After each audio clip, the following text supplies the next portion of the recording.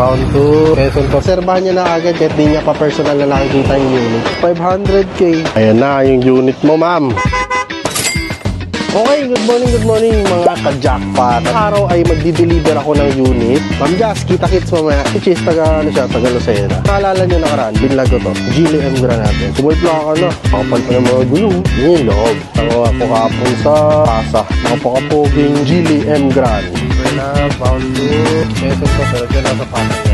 Ayan na yung unit mo, ma'am. Kita nyo, napakaganda pa. Wow, napakalamig ng aircon. Binabaybay na namin ngayon yung kahabaan ng S-Cam. Hindi lang yung unit. Ayan naman, visual traffic. Buti na lang, automatic.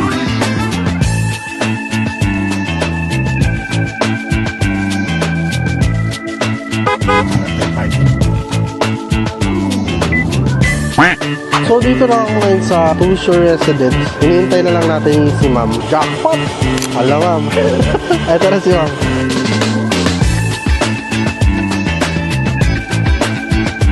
Si Ma'am from Quezon pa yan. So, receive 500k.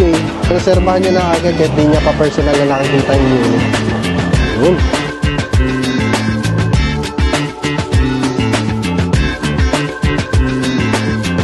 Fill up na lang tayo ng documents.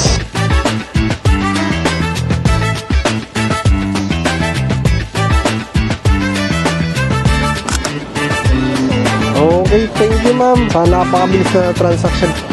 Congrats! So, done turnover na tayo. So, done na tayo ng turnover kay Mayam. Hanggang sa una, nag-inquire si ma'am sa page natin doon sa Dreamworlds Trading, doon sa mga post natin ng mga units na available at nakita niya yung Geely. Ganda-ganin nang inquire si ma'am. So, nag-send siya sa akin ng message about sa unit. And napakasariwa naman talaga ng unit.